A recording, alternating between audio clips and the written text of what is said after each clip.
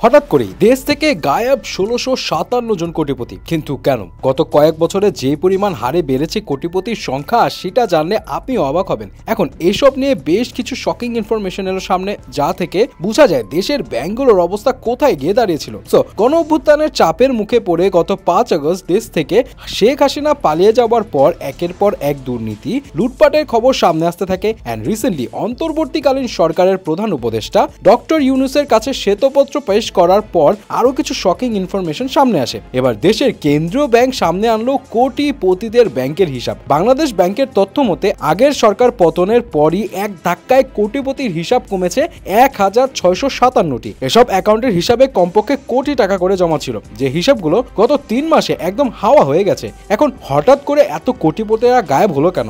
যেহেতু অন্তর্বর্তীকালীন সরকার ক্ষমতায় আসার পর সাবেক এমপি, মন্ত্রী, নেতা সহ দুর্নীতির সঙ্গে জড়িত ব্যক্তিদের হিসাব নিকাশ নেওয়া শুরু হয়েছে, ব্যাংকের হিসাব তলব জব্দ করেছে, যার ফলে অনেক কোটিপতিরাই ভয়ে এখন টাকা সরিয়ে ফেলছে, যার কারণে ব্যাংকের হিসাব কমেছে। তবে এখন প্রশ্ন হলো, দেশে আসলে কি পরিমাণ হারে কোটিপতি বেড়েছে? বাংলাদেশের পরিসংখ্যান ব্যুরোর তথ্য অনুযায়ী স্বাধীনতার পর ১৯৭২ সালে কোটিপতি ছিল মাত্র ৫ জন, ১৯৭৫ সালে তা ৫৭ জনে দাঁড়ায়, ১৯৮০ সালে কোটিপতির সংখ্যা ছিল ৯৮টি, এরপর ১৯৯০ সালে ৯৪৩টি, কিন্তু ১৯৯৬ সালে হঠাৎ করে এই সংখ্যা কয়েক গুণ বেড়ে যায় ২৫৫৪ জন। তারপর হুড়হুড় করে প্রতি বছর বাড়তে থাকে সেই সংখ্যা।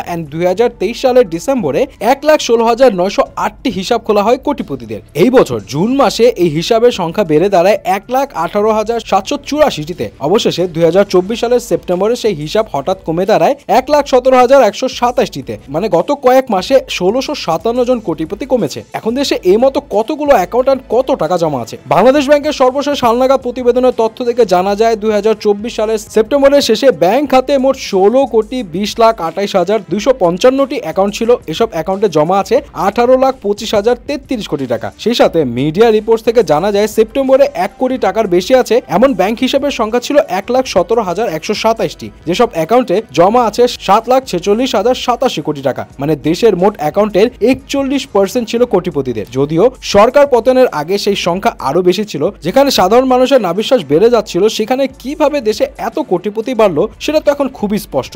গত ১৬ বছরে ব্যাংক খাতে আওয়ামী লীগ সরকারের দুর্নীতি আর লুটপাটের চিত্রটিও বোঝা যায়।